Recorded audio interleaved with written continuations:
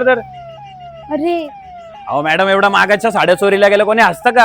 एवढी मॅडम चोरी झाली तरी तुम्ही हसताय. अरे तुम्हाला माहितीये का आता प्रियदर्शनी तुम्हाला 400-500 रुपयात 4-5 साड्या देत आहे. खरंच का?